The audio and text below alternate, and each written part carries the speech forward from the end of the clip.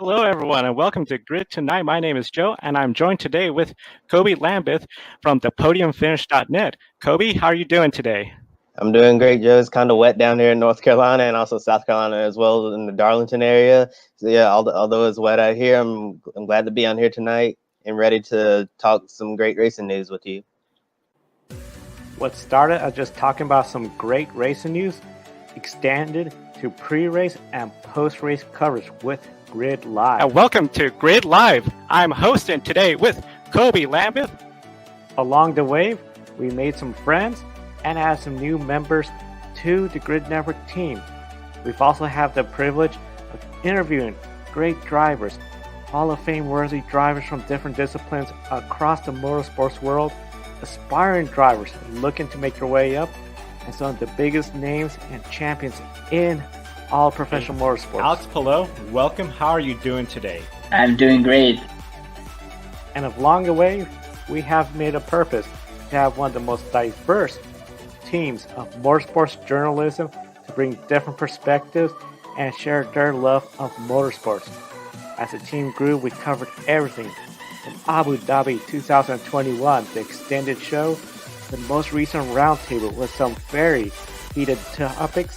Willpower, I think, is getting up there just because of how he's been. Our team does this for you, the viewers.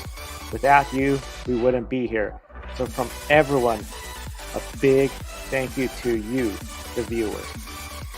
Hi, it's Amanda. I just wanted to say thank you to this community that we've built, and I'm so proud of everything that the Grid Network has done to grow over these past few years, and I'm so thankful to be a part of it. And I especially want to thank everyone who subscribed and tuned in and made this show something that we can be proud of. So thank you so much for your support, and we hope to continue bringing you great content. Hey everyone, Brandon Crossland from Grid Live Encore. Just want to thank each and every one of you for helping us reach 1,000 subscribers here on Grid Network. It's quite a milestone, and we couldn't have done it without you. Thank you so much, each and every one of you that have decided to subscribe to this channel, and thanks for following us for all these years. We're looking forward to the future and what it has in store. Hey everyone, it's Ben Schneider. I just want to come on here quickly and say thank you so much for 1,000 subscribers. Thank you especially to our Patreon supporters and our loyal viewers who have been there since the beginning. It's been a great experience with this team the last 2 years, from working Grid Live wrap-ups on Sunday nights from the very beginning here with Kobe and Joe, to seeing where we are now and getting the chance to even go out to Portland a couple of times to work with Joe on site. I know we have bigger and better things planned for the future, so here's to the next 1,000. Thank you all so much. A massive thank you to everyone here who has joined us at the Grid Network, who has liked, subscribed, and commented. We would not be here without you today. So thank you for joining us along on this journey, and we look forward to having another amazing season with you all. Hey y'all, it's Matthew Bro with Grid Network. We want to thank you very much for 1,000 subscribers. Personally, I want to thank Grid Network for everything they've done for me. They gave me my first motorsports opportunity out of college back in 2022. I've almost been with them 2 full years now. And you don't see my face as much anymore, but now I'm writing a weekly NASCAR story, so check out gridranking.com as well. But thank you so much for 1,000 subscribers. Here's to 1,000 more subscribers, and here's to many, many more years of Grid Network to come. Thank you, guys.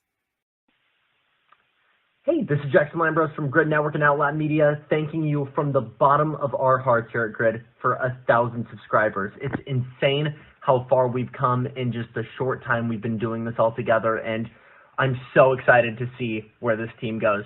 Stay tuned. Hello everybody. Thank you to everybody for getting the Grid Network to 1,000 subscribers on YouTube. We've been pushing for this for a very long time, and the last couple of months, well, since the turn of the year really, the subscription number has been steadily rising, and we had a little target to get to 1,000 before Easter, and we've done it with a few days to spare. So a massive thank you to everybody for subscribing, liking, watching the video, sharing everything on social, and congratulations to Joe, to Kobe, and the rest of the team. It's been a monumental couple of years for us here at Grid Network, and the only way is up, and we've christened that with this weekend getting another member of the team into the paddock for a race which we saw at the weekend. And more of that to come throughout the year. So again, thank you to everybody for getting the Grid Network to 1,000 subscribers on YouTube. Here's to the next 1,000. Hey everyone, just wanted to say thank you for helping Grid Network reach 1,000 subscribers. It's such a special milestone for this entire team to reach. I remember when it was just Joe and I doing these shows every week with Grid Tonight, Grid Live Pre-Race, and Grid Live Wrap-Up with just the two of us, and then Matt White's occasional video every week. And now we went from a three-man team to adding quite a diverse group of talent. I'm just so fortunate that we're able to share this accomplishment together with a great team that we have here at Grid Network. So truly, from the bottom of my heart, thank you to each and every one of our 1,000 subscribers for helping us get to this special milestone. It's truly, truly appreciated. Hey guys, it's Jackson from the Grid Network. Thank you so much for helping us reach 1,000 subscribers. It's a really big milestone, and although I've only been here a few weeks, it's been really exciting to watch the channel continue to grow, and I'm excited to see where we go from here. Hi everyone, it's Isha here. First off, I would like to give a big thank you to all of our subscribers and viewers for helping us reach this amazing milestone of 1,000 subscribers. And second, I would like to thank Grid Network and all of our team members for helping me grow and learn so much. I came into the team just a regular Formula One fan, and they've helped me grow so much, given me so many opportunities, and all of that wouldn't have been possible without our viewers and subscribers as well. So a big thank you to our subscribers and to the whole Grid Network team for taking me in and teaching me so much. Thanks. Joe here. A big thank you to everyone that has subscribed to us, watched us grow from just Kobe and I to the wonderful team we have right now. Your support means the world to the entire team. It means the world to me. I'm so privileged to be part of such a wonderful group of people that share their love of motorsports with you, the viewers. Thank you. Happening now on Grid Tonight. The next race on the NTT IndyCar Series schedule is the Acura Grand Prix of Long Beach. What's the biggest storyline heading into next month's race? Sebastian Vettel tested the Porsche 963 prototype in Spain. Could the four-time Formula One world champion make his endurance racing debut this year? NASCAR is taking over day-to-day racing operations at Bowman Gray Stadium. What does this mean for the future of the Madhouse? Hello to all of our viewers watching here in the United States and around the world. Welcome to Grid Tonight, your weekly motorsports news program. I'm Kobe Lemon, and with me are Joshua Birch, Joe Samniego, and Matt White from Grid Endurance Performance. And that's on this very special night for Grid Network. We encourage everyone to comment in the chat, ask questions, support us through Super Chat. Before we hit our top story, we want to thank you all for helping us hit 1,000 subscribers. Grid Tonight started it all. Joe and I, and Matt with the Grid World Motorsport League. Matt goes back even before Grid Network when he assisted in WRC in scoring in the grid ranking from 2018. Matt, it's our first show at 1,000 subscribers. The team we have and the sense of community we've built over the years. How meaningful is this so the viewers can truly understand this special occasion? Yeah, well, first of all, good evening, guys, and what a week it's been for the team. As I said in my video before, we've been sort of training towards this for the last 6 to 8 weeks, and we had a little target of getting to 1,000 subscribers before Easter, and we finally got over the line yesterday. So a massive thank you to everybody for making that happen. It's been a bit of a grind for us all through the pandemic, where kind of all these shows really started with you two guys, Kobe and Joe, getting on the air and bringing everybody what little news there was, especially during the pandemic days 4 years ago. That's crazy to think about, isn't it? That it was kind of this week 4 years ago that the world kind of shut down, and here we are. But yeah, it's been a tremendous rise, and the common phrase, I guess, that we hear on across all social media really is for the fans, from the fans, or whatever. But this, I think, our little team here, we are all just fans at heart, and we come together with our various shows across the week, and just it's a place to spill out our passion for motorsport. And it looks like we've got a fair few people that want to come along for that ride too. So again, thank you very much for the Patreon members and everybody that's subscribed so far. And as I said before, here's to the next 1,000. If we can get to 2,000 before the end of the year, we'll be flying high. 2,000 will be even monumental. Back then when we started, it was just the premise of Grid Tonight was the old RPM Tonight that was on ESPN2. There's a video on YouTube, I believe. that goes into that. But here, what started as just, okay, we love motorsports, as you mentioned, man. We were just all fans at heart, but let's take our fandom to the next level. Let's bring some motorsports journalism, coverage. And it has just grown, and just seeing the people that then join from Ben. I know we had Jessica for a while. She's raising a family. Joshua Burston joined us, and this team just continued to grow, and the passion everyone has. You could just see from everyone when we hit 1,000. It was just a huge deal for everyone. Everyone truly understands and appreciates all our viewers watching and just giving us this opportunity to bring this coverage. And at the same time, we're all living more than just we're watching the sports we love and maybe communicating on social media. We're there at the track. We're there bringing the coverage and sharing our passion with you, which is the best part of this. And just a big thank you to everyone. This is a monumental day for everyone, and personally and professionally, this has been one of the best weeks ever. Just this accomplishment, and it's a big thanks to everyone, especially Kobe, from the very first grid tonight, which everyone saw clips of when we went on there the first time, to how appropriate our first show at over 1,000. We're all here for grid tonight again. Yeah, go ahead, Josh. I thought as well, I'm recording my little bit after this as well, but I still remember, Joe, when you sent me that first email, British Grand Prix 2021, and I came on just after qualifying. We were like, so what's going to happen tomorrow then? It was after the first ever sprint race. It didn't work, but it gave us a great grid. And then what happened the next day? Max Verstappen and Lewis Hamilton came together and everything erupted. And then it just went on from there. And then the end of the season, when I was getting phone calls from every member of the paddock going, what is happening? And we stayed on there for like an extra 2 hours. And I went through 3 microphones in one broadcast.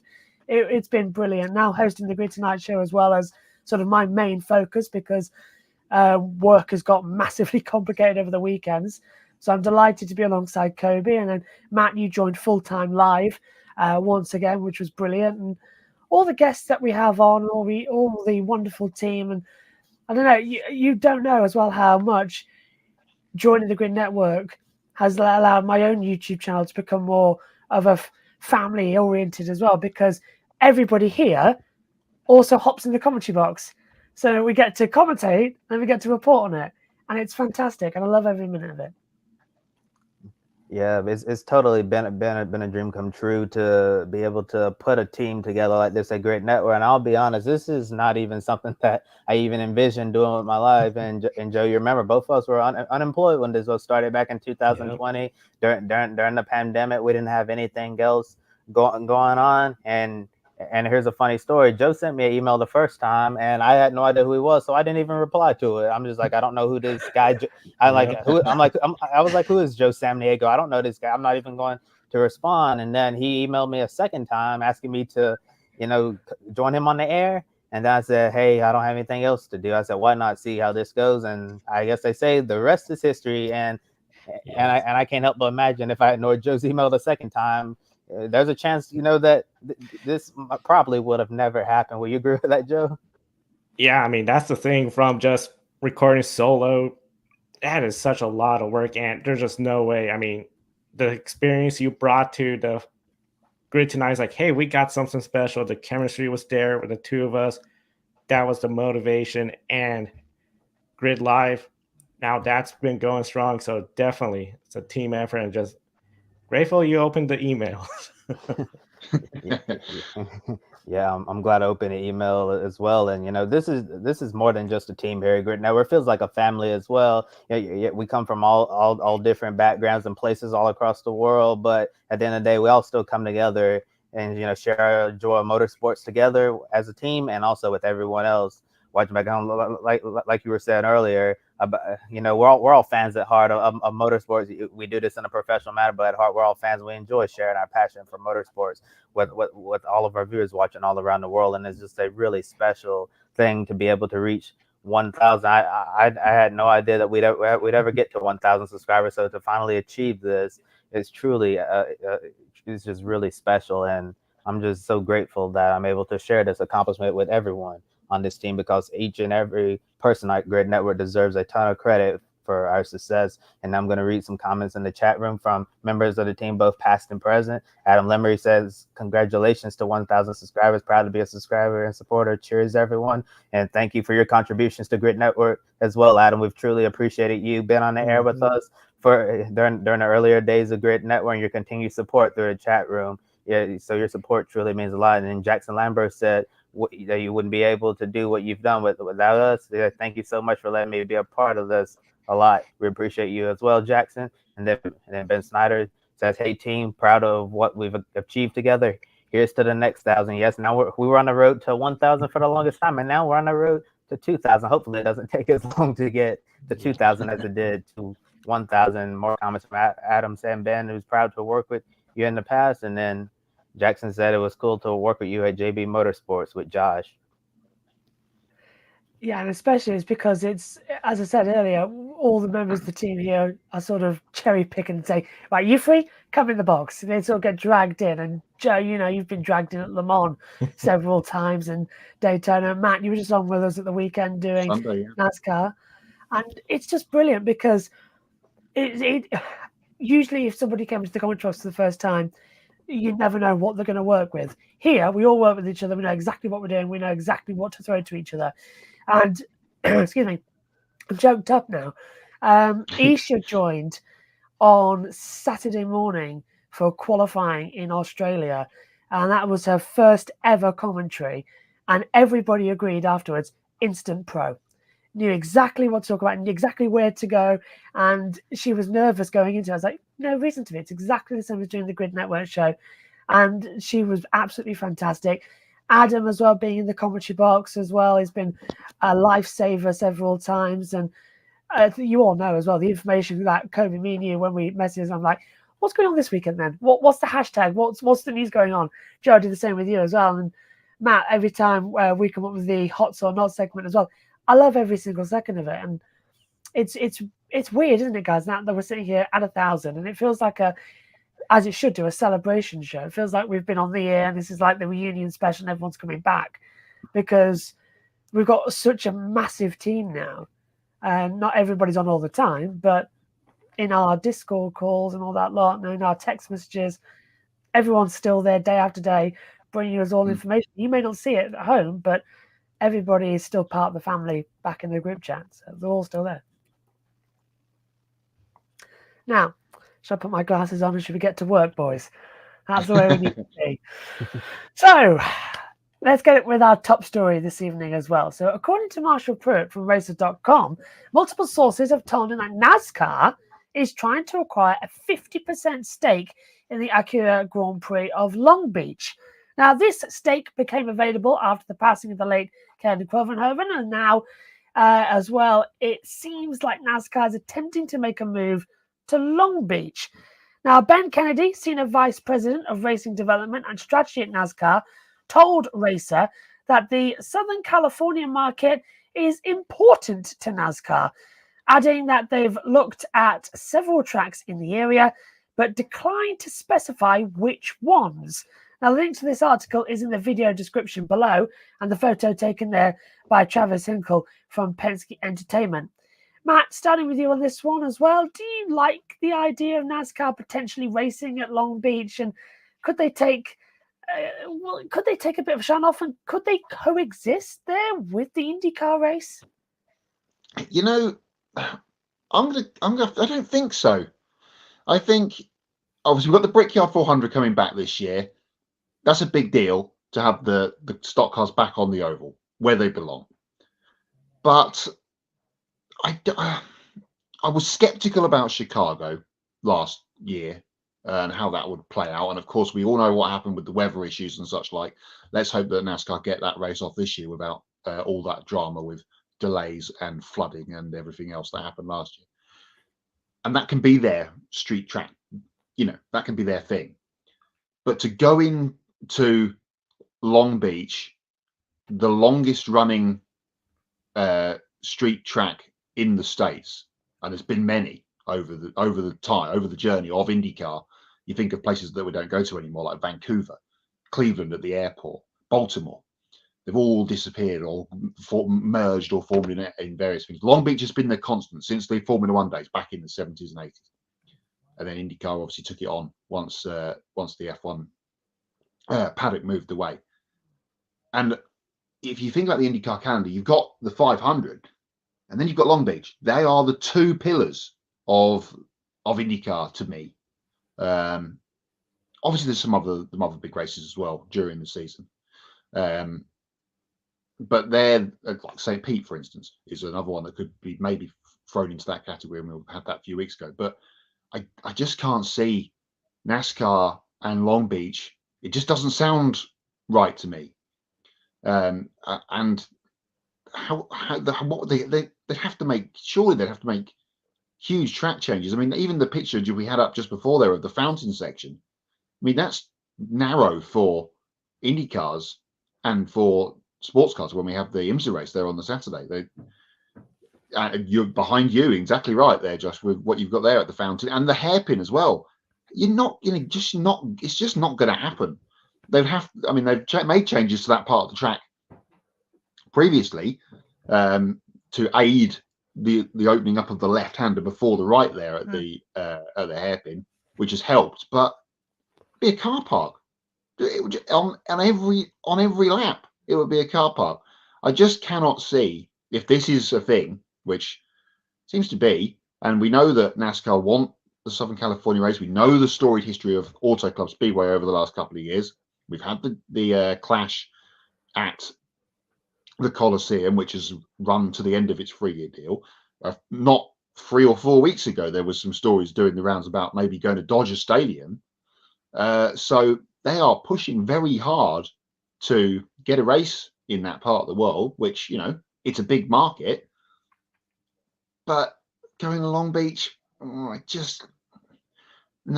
They should go to Monterey, where they had the IndyCar race back in the day, down there at Fundidora Park. That's kind of sort of ish near. I mean, it's not near. It's not like Birmingham and Wolverhampton near, but it's not too far away.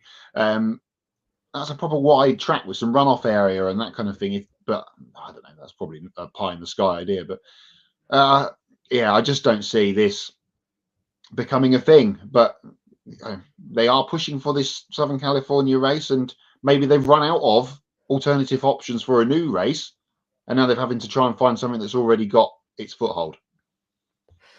I mean, even Formula E came here on a shortened layout, and then he lasted 2 seasons as well. They did not take off, and they weren't exactly great races we saw there, but the first corner was a bit Mickey Mouse. Jackson says, if it's this important of a market, you shouldn't have destroyed Fontana. End of story. Yes! Adam Emery says, thank you, Jackson. Sure do miss Fontana. I think we all miss Fontana as well. Go blow the doors off. I was like, Odell NASCAR. What? Oh, you don't. I can't read that on a tiny screen. Come on, Jackson. Big letters. In capitals, please. No. I'm blind. Don't do the show. I'm blind. Behind the mic, Matthew very kindly has donated a $5 super chat as well. Thank you, Matthew. So thrilled for you guys. You're the absolute best. Thank you for everything you do for the racing community. Thank you as well, too, my friend, as well. That's very kind. There you go. Thank you. Winger. Thank you. Thank you. That's so hard. But yes, in this exclusive, as Racer was also told by sources that Penske Entertainment and the promoter of other events on the IndyCar schedule are trying to prevent NASCAR from buying into Long Beach. Thank you. Now, outside of the Indianapolis 500, the Acura Grand Prix of Long Beach, as you said, Matt, is the second jewel in the crown in IndyCar. And this potentially adds to a growing list of problems that IndyCar faces, such as the delayed hybrid engines, frustration inside the paddock about the direction of the series moving forward, and getting called out by Michael Andretti, and so much more over the past couple of months and years. Now, does this latest development make you even more concerned about IndyCar's future? You just need to rewind maybe to the beginning of 21 season. Obviously, we're coming out of the pandemic at that point, but the racing and the on-track product was really, really good, and still is to some degree, really, really good. But how many more bullets have IndyCar got in their gun to keep shooting themselves in the foot with the things that have happened in the recent past? We've talked about the game. We've talked about the hybrid stuff. Me and Ben had a good discussion about all that kind of stuff before Christmas, I seem to remember, on the show when it was just the two of us. The Michael Andretti thing that came out of St. Pete, where he basically told Roger, get out and let us get on with it. There was so much excitement when Roger Penske took this on, and Indianapolis, of course, was the speedway as well, in that big deal. And where are we? It's just stood still. We've gone, is it more than 200 races now with this spec chassis, which is 12 years old? And again, there's been the pandemic, and there's been things that have, set wheels backwards in motion rather than forwards. And that's, to be had. And the world, as we know, is in a bit of flux at the moment with shipping and all that kind of malarkey. But there's always has been, and again, the last few years have proved it. There's something great about IndyCar, and people just need to realize it. And we'll talk about it probably in knots later. But the weekend just wasn't what it needed at all. And they're just like bumbling around in the dark with IndyCar in a box and trying to figure out what they need to do with it. Something really does need to happen. And we've talked again so far this year with all the machinations that are going on in the Formula One paddock. People need to get on the IndyCar bandwagon, and they just can't promote themselves out of a paper bag at the moment, it seems. Indeed, as well. And see no evil, hear no evil, speak no evil. That seems to be the way that's going on in IndyCar at the moment as well. Let's put my earpiece in. A Day in the Life says, congratulations. Thank you very much as well. And we value you in the chat room all the time, giving us all the comments as well. I live in Indianapolis, and morale is low. I despair as well. It's I feel, is it actually a question today in the life, if you can mention the chat, is it worse than when Tony George owned the speedway? That's what I want to know, because we've got all this information coming in about a spec, Indy 500 grid, bump day possibly going. I want to know what it's like, because it's just, as you say, forget having a revolver with 6 bullets in it. They've gone for the full AK-47 and a full 30-bullet round that they keep just shooting off into the foot. They will have no foot left by the end of the season. Jackson says the money Thermals race could be bringing to the series can help loads, but they keep talking about how that's Armageddon or something. He goes like that as well. I don't know, but we'll get onto that in Hots or Nots, because Jackson, as I said in the group chat, you being on site for the Grid Network and hopping in the Discord commentary box, I think made the event for us, because when you disappeared, we were struggling for things to say. I'll take it that way as well. We'll move on, and you'll hear more from IndyCar in Hots and Nots a bit later on. Bit of happier second story now, because 4-time Formula One world champion Sebastian Vettel recently tested the Porsche 963 prototype with the Porsche Penske Motorsport. Now, Vettel participated in the 36-hour endurance test at Motorland Aragon in Spain. He ended up competing 118 laps and said he's always followed other racing series, feeling curious about endurance racing, and this has encouraged him to give this a try. Now, multiple Porsche factory drivers who joined Vettel at the test were Matt Campbell, Fred Matuszynski, and Kevin Estre, of course, and Andre Lotterer, who's now of course, from Formula E. Lawrence Vanthoor was in there as well. Now, this endurance test was in preparation for the 24 Hours of Le Mans, and the photo courtesy there of Porsche Motorsport. Kobe's back with us now as well. Starting with you on this one. Do you think that this test for Vettel was just for fun, or does it seem more likely that he's serious about returning to racing? Well, Josh, after reading Porsche Motorsport press release, he sounds like a guy who's very serious about giving this a go, because you just don't, spend all this time preparing for a test session and then running 118 laps, just being like, hey, I'm retired from Formula One, so I'm just going to go out there for a joyride in a Porsche prototype. It seems like Sebastian Vettel truly worked really hard to prepare for this test, and it ended up doing extremely well. And according to several outlets, he was like right on pace with the other Porsche drivers, which shouldn't surprise anyone at all. since retiring from Formula One, Sebastian Vettel's obviously had a lot of time on his hands, and now he has an opportunity to try other forms of motorsport.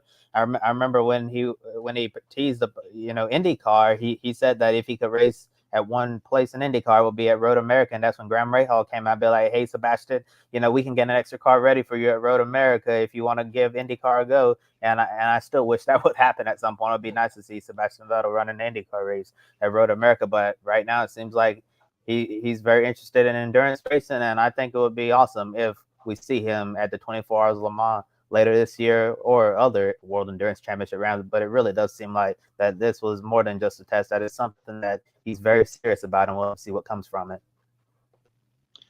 Well, we all know how close Seb is with the Schumacher clan, and of course Mick is now part of the World Endurance Championship paddock with Alpine, and of course we had the first race of the season at Qatar 3 weeks ago. I managed to finally finish watching it at the weekend, so now I can get on with Sebring. And he's obviously been on the phone, hasn't he? Mick, how was it? Do you think I can? Do you think it will suit my driving style, etc., etc.? I'll give my friends at Porsche a ring. I mean, it'd be cool to see. We saw how very adaptable Nico Hülkenberg was in Porsche's last run at the world stage, and of course won Le Mans while still being in the Formula One paddock. Plenty of Formula One drivers making their way across to the WEC paddock in the last few years. You think of John-Eric Verne, Stoffel Van Dorn straight away, the two Peugeot drivers, not many in the Porsche camp, but in the other teams, of course, Kobayashi, Alonso's been there recently as well with Toyota. So it'd be nice to see Seb in. There is still 2 potentially open seats at Porsche for Le Mans. I don't think it'll happen this year, but he might get added maybe for next year. And if maybe at the end through the summer there's another Porsche test and Mr. S. Vettel is invited, then we know that something more intriguing is happening, and he might end up in the car next season, even maybe for the full year. Who knows? But exactly what WEC would want is Vettel will bring people to the championship and eyeballs on it. So really good move from Porsche to get him in, and sounded like, as Kobe said from the press release that we got yesterday, he had a great run. They were happy with him. He was happy with them. So he's German. They're German. I don't know really what we can fault with this, really. I think it really does need to happen at some point very soon. Makes perfect sense to me. I like it. Let's do it. Now, we mentioned this test session was mainly to help Porsche Penske Motorsports prepare for Le Mans. I had to take a breath there. I thought I was on mute. Now, both full-time Porsche factory teams already had their lineups for Le Mans sorted, but the same thing for the customer teams for Hertz Team Jolter and the Proton competition. However, the number 4 Porsche for the IMSA only has Mathieu Jaminet confirmed, and the 2 seats open. Nick Tanday, Felipe Nasr, and Dane Cameron could be candidates to race at Le Mans. So, Matt, back to you on this one, and then we'll bring Kobe in second.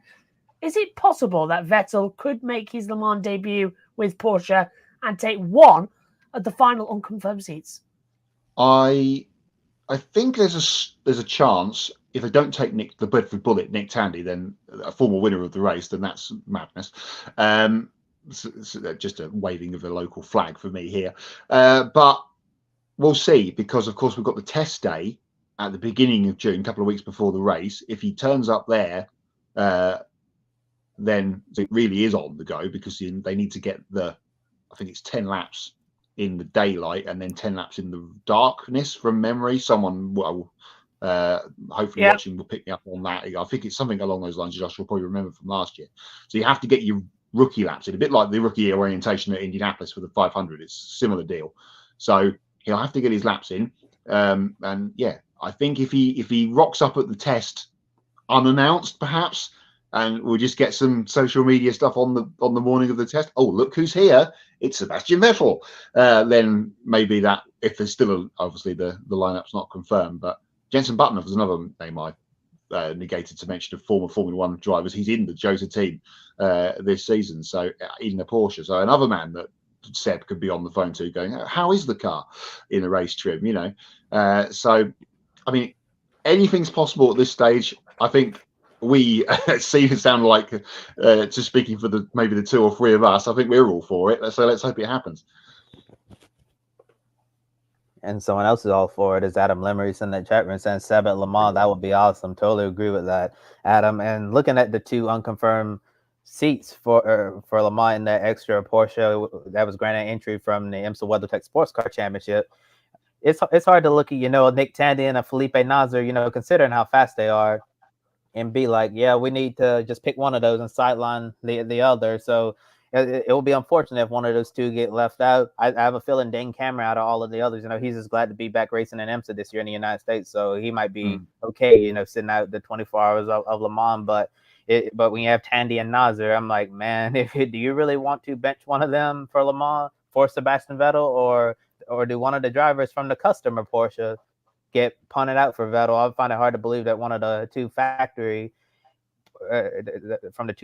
entries, it would be surprising to see one of those guys get the boot. But I think an easier thing would be probably try to find them a spot on the customer team. But if they want to boot out Tandy or Nasr or Cameron, whoever could be in contention for this extra seat, putting a 4-time Formula One world champion, that would certainly be special. I think there's a chance he could get one of those seats, but like I always say on these shows, we'll just have to wait and see. Absolutely, and we will bring you continued news on this as it develops, because as Matt and Kobe have been saying, the tests are looming for the Le Mans season as well in just a few months' time. Isn't it insane? Next month we've got the IndyCar Open test for the 500. Then at the end of that we've got all the running as well in May for the Le Mans 24 hours. Then it's Le Mans. It's insane. So April we've got the test for Indy. May we've got Indy. June we've got the Le Mans 24 hours. It's mad, and we can't wait to bring you the best of the coverage throughout the summer months as well. Well, is it spring? It's spring summer, isn't it? Now, third story in our hot topic for this evening as well, because this is quite exciting, because towards the end of last week it was announced that NASCAR would start managing the racing operations at the iconic Bowman Gray Stadium in Winston-Salem. Now, North Carolina, of course, has hosted the track known as the Madhouse. It's got a special place in NASCAR history, being one of its classic tracks that used to be on the schedule during the early days of stock car racing. NASCAR and the Winston-Salem came to an agreement that that will last through December 2050, so about 26 years, is pretty much standard, to control the racing operations of Bowman Gray. Now, when NASCAR was developing the next-gen car, Bowman Gray was one of the tracks they tested at. However, the main focus for now is getting ready for the weekly racing series season to begin in April. Bowman Gray has also a long history of controversy, with highly questionable actions being taken on track during the weekly races. The graphic courtesy there of NASCAR. Oh boy, does it. They always make the good social media clips, don't they? Now, is it realistic to think that Bowman Gray could potentially be an option for the All-Star race in the future? And do you anticipate NASCAR cracking down on some of the weekly on-track shenanigans there? That's a good word. As brought up in the USRN chat this week when I mentioned this, people go for the fights. The racing is also there at Bowman Gray, potentially. So the Madhouse is right. I don't know too much about it. It is like very like kind of local necessity of North Carolina by the sounds of things. I've never seen a race there. If they get a NASCAR race there, that'd be great, because then I can add it to my ever-growing list of tracks where I need to see races. But maybe this is the next North Wilkesboro. We saw this, come out of the unearthed over the last couple of years, and we had the All-Star race and a truck championship points race there last year, and we will again this summer. So maybe this is the next landing for the All-Star race, which may then lead to a points race at North Wilkesboro in the future. So NASCAR trying to, we talked about their market of trying to get to Southern California. I was going to say South Carolina, but of course they're already there. California at the top of the show, but this is like right in the heart of North Carolina NASCAR country. So it'll be interesting to see what happens. I kind of feel like this is one of those ones that will go quiet for the next few months, and then will explode back into life again when we get into calendar time for next year. and then maybe an all-star race will pop up or a truck series race there next year. But if you're in the Bowman Gray area, it's very exciting times because you can get to see the guys at the very top echelon of the sport back in your backyard. Yeah, nice of unearthing there, by the way, for Northwest Road. That's very well timed. I like that as well, of course, because they had what did they had? It was a sinkhole, wasn't it? I got announced. And yes, this it week. Was like, yeah. And something's come up. What was it? They've discovered the tunnel for moonshine or something or other underneath Under the one of the main stands. Fantastic. Great story. It's just pure. It's brilliant, NASCAR. I was like, yeah. All right, let's go back to Northwest Square and find an actual moonshine tunnel, shall we, underneath the grandstand. Brilliant. So proper stop by. To be fair, just between me and you, if they want to do an all-star race there, they should stick a little moonshine in the back of the car and they'll put the pace car out and chase them around as a little fun pre-race ritual. That'll be fun. Get the pace car out there, do some laps, see how fast the pace car can overtake them. I'd watch it. It'd be fantastic. Look what they call it. Hot rods or something like that as well. No.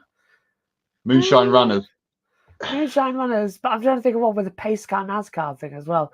I don't know. Well, we'll see. Anyway, I'm going to hand it back to you, Matt.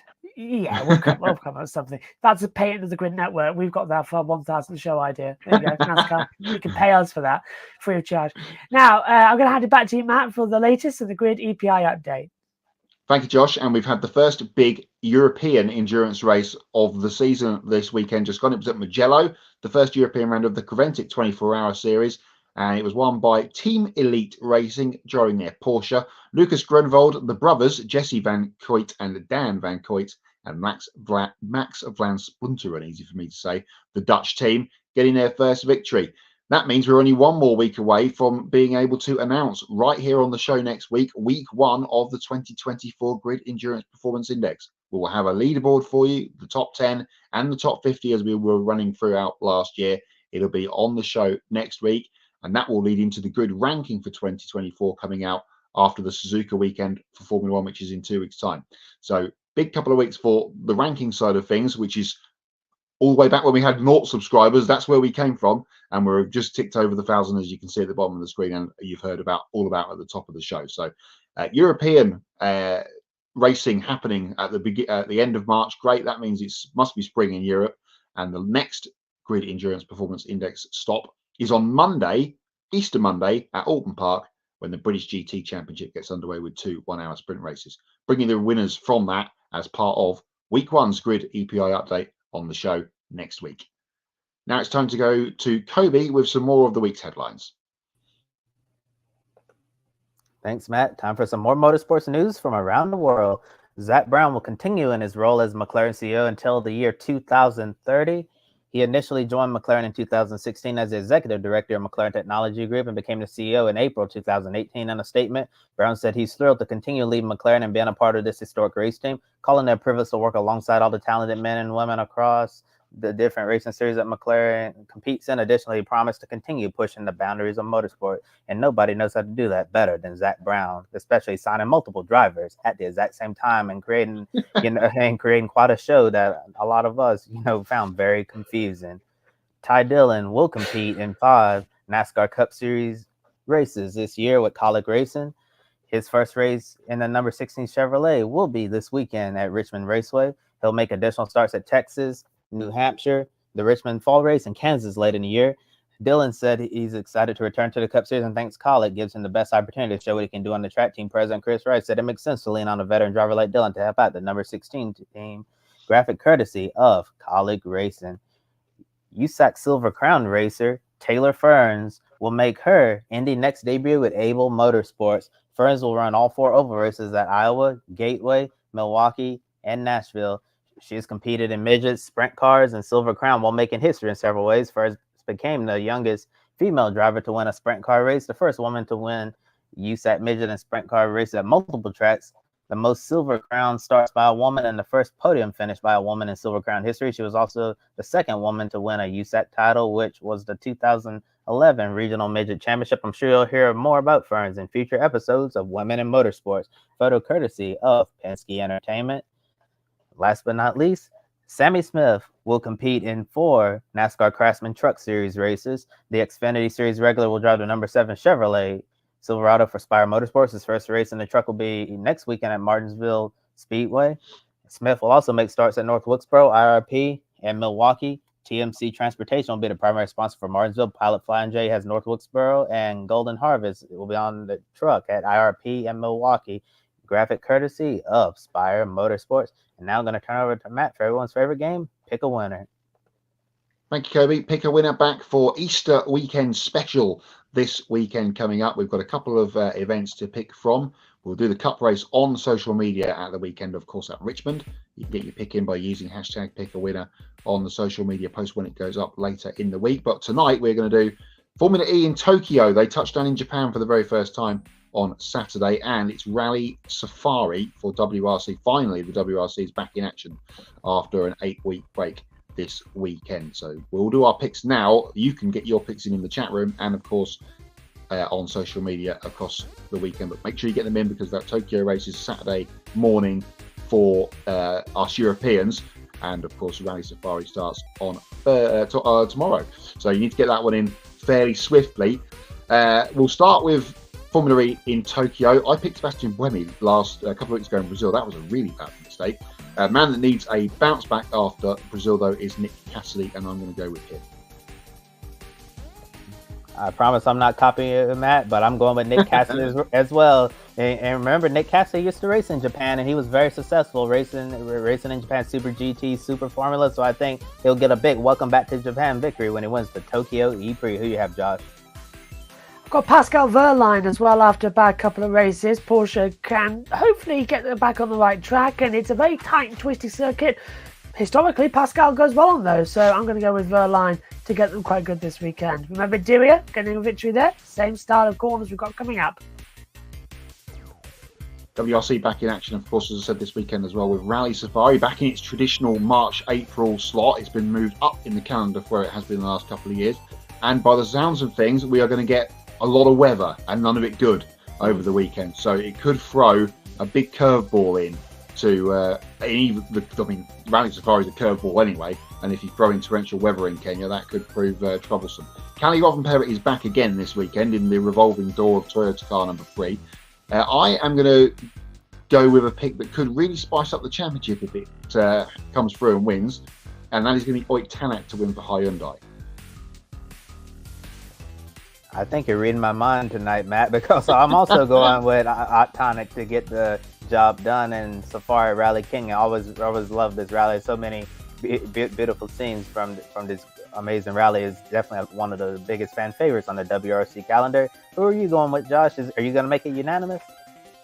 I could make it unanimous if you want me to. I was going to rely on your two skills to help me out here as well to pick a winner tonight. But considering you've both gone for the unanimous decision, I think I will make it unanimous as well. I'll be Mrs. Slocum this evening. Adam says Formula E at Tokyo, Nick Cassidy, WRC, Kenya Rovanperä as well. I was thinking Rovanperä, as soon as you said he was back, Matt, I was like, it's hard to go against a champ, isn't it? Who isn't really the full-time in that number 3 doing the revolve round, but you've added weather in, so yeah, I'll make it unanimous. Go on.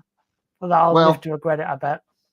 He does go well in the rain generally, does Kalle, and he'll have a fairly decent starting position in on Friday, so we'll have to see how he goes. Toyota not been beaten since the WRC has gone back to Safari over the last couple of years, but that may change this weekend. If it does, then hopefully for me and Kobe, also Tanak comes through and gets the victory and gets us a pick a winner point. Time for Hots and Knots on a extremely busy weekend that was last weekend. I'm surprised, Josh, you've got your eyes still open at this time of night. The amount of work you and the team were doing over the weekend, and the rest of us were watching in our various ways. The floor is yours. What are your hots from the weekend? Oh, hots! Okay, I thought we were he's got something up his sleeve because he's just rolled them up. Well, that was for knots. I thought we were going there We'll first as well. Yeah, we'll go. I think we all know where we're going with that. Hots in the weekend. Well, as you said, we did 33 streams across technically 4 days because we started on the Thursday. That's about 60 hours in 72. So we were on air an awful lot. My voice, as you've probably been seeing tonight, hasn't recovered fully. That's why I'm having to take really sharp breaths. I had my niece here yesterday, to which when she was asleep, I had to talk really quiet and damaged it again because I can't go that low. So that was fun. Zara, if you're still awake, go to sleep. Your mum and dad need the rest. They were shattered after yesterday, and she can't sleep up before thing. She's only 4 months old. Highs from the weekend. Well, I think every race bar one was an absolute thriller. We had Formula 1, 2, and 3 deliver spectacular racing, and it wasn't just because Max retired. Everyone's been going, oh, well, Max retiring, you're all cynical. No, we were happy because it gave us somebody new at the front. And for the first time in a long time, we had unpredictability in Formula 1. We had Ferrari, we had McLaren up there running 1, 2, 3, 4. We had Mercedes with Russell getting involved. Perez had trouble. It was just a good Grand Prix, and Sainz dominating it, in my opinion, was actually okay because it showed that Ferrari have a very strong car. So we are 3 races in now to what we were going to say, what a boring season it's going to be. Max only leads the title by about 6 points. It's nothing. And if Max continues to have these problems, then, it's a brand new concept of car this year where they've tightened everything up, gone with less cooling, and the rear brake ducts that was taken off and reassembled after qualifying failed. It overheated. So there's hope yet. And I must admit, I must apologise to Megan because if you watched our coverage, when Max actually did retire, I punched her arm several times like that. Like, Max is out of the race. She's got a damaged shoulder now because I didn't realise how hard I prodded her. But yeah, that was a hot. MotoGP, what a classic race that was as well. I think Acosta made it. He's proven to be a talent. And I really liked Top Gun Maverick getting a win. Does it count? That's the thing. Technically, he's the first. He should count, but at the same time, it shouldn't. But now he's won a race on 3 manufacturers, with Suzuki, Yamaha, and now Aprilia, becoming the first ever rider to do so. So that was good.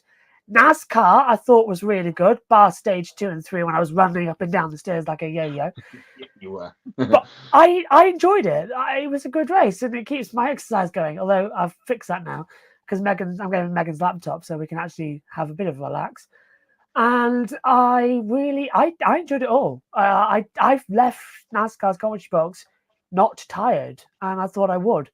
But Hots is good, but Knots is coming up. My Hots, you mentioned Sainz. Just a cool story for him to come back and not fluke into the win because he was on the front row and he was second and would have challenged Max in the race without Verstappen's problem. Maybe Max probably would have still perhaps won, but it would have been quite close and it would have been a good fight. But yeah, great to see Carlos come back and doing what I always like to call his best Tony Elias impression. When you're in contract time, you actually suddenly perform. But we know that Carlos has been pretty good over the last couple of years.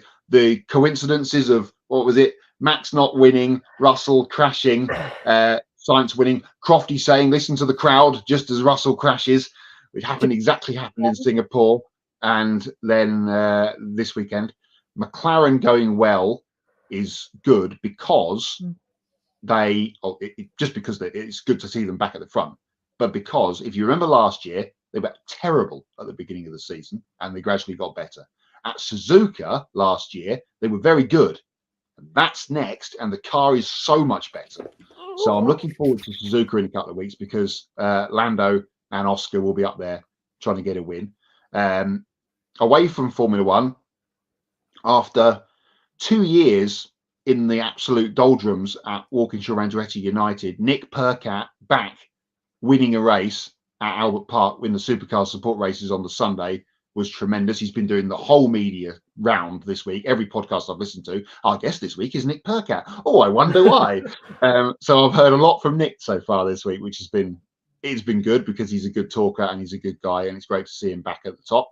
Another hot, although could have been hotter, for what was probably a on the grey line penalty for Isaac Hadjar in F2 because he dominated on Saturday and had the race taken away from him because of the crash coming off the start line, and then he kind of raced a little bit, fell into his lap on Sunday because I've just watched that before the show, so I know exactly all about that in catch-up mode.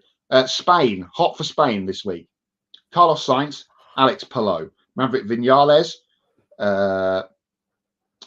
Holgado, Aaron Canet, whoever won the MotoGP race has gone out of my head, who was also Spanish.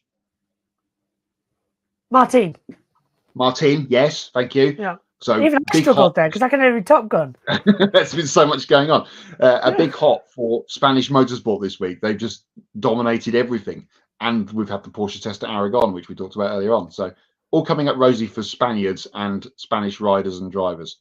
Even the track Catalunya with World Superbikes. World Superbike at Catalonia, if you haven't seen it, Toprak Razgatlioglu did his best impression of Valentino Rossi from 2009 and pulled it off in the sprint race on Sunday morning on Bautista.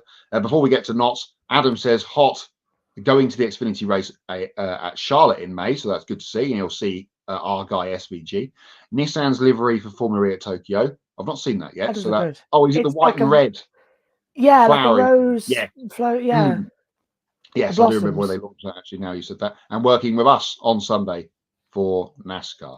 That was chaotic. I have other knots apart from the thing that we know we're going to discuss. So if Really? you've got other knots, yes, I have other knots apart from the other thing. Other than knots. We'll come back to that. Abu Dhabi Sports not allowing us to watch it on Fire Stick anymore, meaning I had to use DD12, which required me running up and down the stairs for 5 minutes, having Megan sit here with a Fire Stick remote going like that to catch us back up to live streams and that lot. That's been solved this week because I'm going to use Megan's laptop so that we can have that. But you've got solutions to that with that Wi-Fi router, so that'll be fine. Fingers crossed for that. I've got a new monitor as well, actually. That's a hot. I got given an early birthday present as well. So I've got a new 24-inch monitor for timing screens, which is going to come in handy this weekend. So I can actually see NASCAR's timings. Matthew says, hot, being able to watch MotoGP stateside on True TV, catching up as well as the week goes on. I'm loving it. That's absolutely right. Well done. And it is TNT Sport coverage. So you've got the lovely Susie Perry as well. But honestly, in terms of a hot and a not, my main not from the weekend, I think, has to still be the timetable for Formula One. As I know you're probably plugging into it, we don't lose you from power. Yeah, absolutely. I know you see well. It's power time. Yeah, so whoever decided to have F3, F2, and F1 at Australia needs to rethink the timetable because it damn well nearly destroyed us all. Because it was like a sprint race at midnight for Formula 3, and then 18, 19 hours later, you do it again for the feature race. And it was like there was no sleep in between. There was no stopping it. And that was really hard. I thought, well, let's just get into it, shall I? I'm going to throw it to you. Let's get into it. And it's your segment, so you tell us the main knot, and I'll chime in with a conversational topic. I just dropped my plug-in didn't affect too much. I was freezing at this end, but now it's back. Adam says what? It's not IndyCar. That's terrible. On to the weekend, you mentioned F2. I know who signed up F2 and F3 to go to Albert Park. That was the Victorian government. When they heard the race might be going to Sydney, they went, "We'll do anything you want to keep the race." And Liberty Media and FOM went, "Well, okay." Quickly, because I think my battery is going to die very shortly. Running into each other in supercars, big knot, cost themselves 2 race victories at the weekend. Low power. Oh, have we not It's lost a massive knot. Should have been parked for the weekend in F3. Yeah, we've just got you, Matt. So the big knot would be the Thermal Club. So what was your take on that? Well, that wasn't the big knot. My big knot was Fernando Alonso. Oh, right. Yes, the Russell incident. Yes, the Fernando Alonso-Russell incident. The metronome of following a car for however long throughout the weekend, and suddenly he makes a change. And that's what caused the accident. And if anyone says otherwise, you're kidding yourselves. I agree as well, because it was a bit of a daft one, and they're not appealing the penalty as well, and the lift off. He did do it in 2003. Do you remember with Coulthard at the Nürburgring. He lifted off at the final chicane and sent him off flying. I still think it's harsh because into that, I do still think it's harsh because it was potentially dangerous driving. They haven't actually charged him with it. So my only issue with it is either charge him or don't charge him, because it's different. When it's not like we're charging attempted murder here, where there's intent in some aspects. This wasn't attempted disruption of a position. So it's potentially driving dangerous. They can't find evidence for it.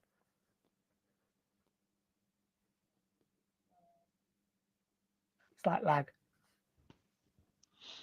Okay. We might have lost Matt on a catch-up signal there. So while we do, the other big note was IndyCar. My bad for him disappearing. No worries, Matt. Yes, I was just saying about the big note as well for me being the Thermal Club and how it didn't really work. It's got good concept. It's got room to grow. But for me, having Jackson trackside for the Grid Network really helped bring more to the coverage as well. If they're going to do something like that again, they need to have a few more fans there and not just the millionaires in their homes. What did you think? Even the racing wasn't as good, but the more they got into it, the more they started racing. Yeah, I'm yet to catch up on it, but no real fans there. No fans watching on TV, by the sound of things, relatively speaking. It wasn't a very exciting race from what I've heard, and obviously probably the best road and street course racer on the in the championship ended up winning. So I know Pelot did it, and he took $500 million as well. I want to thank Jackson here on the Grid Network shows off for going down trackside for us as well as part of the Grid Network ensemble. Absolutely fantastic as well. And Matt, I know your battery's going. That was a massive hot. I don't know if you catch our commentary, Matt. He was brilliant calling the starts. Okay, I know your battery's going, so I will let you dive off in a second, and I will end the show by saying, please continue to support our YouTube channel and do subscribe. And thank you so much for helping us reach the special milestone of 1,000 subscribers. Each and every one of you are valued more than you could ever know, and we appreciate that. When you think of motorsport news, you come to the Grid Network as well to get all the latest. It means a lot. And you can hit the bell icon to get notifications for when we go on air, and follow all of our social media platforms and visit gridranking.com. You can also take 5 minutes to invest in the Grid Network through Patreon. Join Colin, Mark, Deshelle, Robin, David and Matthew, who invest each month in the Grid Network, and we encourage you to join these fine folk who keep us on the air. And once we hit $500 per month, we can start sending our team to the track to cover more races and continue to expand our coverage. The link to that is in the video description. As I said, our own Jackson Lambros was on site last weekend covering the IndyCar All-Star race at the Thermal Club. You can check out his content on our channel and recap the articles as well on gridranking.com. And if you want to do a one-time donation, you can click on the Buy Me a Coffee link, get your name on the board as well, and invest as much as you want, and consider buying a specific on-air personality a cup of coffee, and they will thank you on the air. And we encourage you to buy one for Jackson because of his hard work last weekend at the Thermal Club. Trust me, it's worth it. We all, I think, owe him one as well for the amount of travelling he had to do. You can also support us by donating during our live stream through Super Chat, like Behind the Mic has done this evening as well, and our wonderful friend of the show, Matthew Owens, as well. So for Joe Sammiego, Kobe Lambeth, and Matt White from Grid Endurance Performance Index, I'm Joshua Birch. Thank you very much for watching. We'll see you next time. And congratulations to the Grid Network on 1,000 subscribers. And thank you, Kobe. Thank you, Matt. Thank you, Joe. And all the members of the team here for your continued support. Let's get to 2,000. Good night, everyone.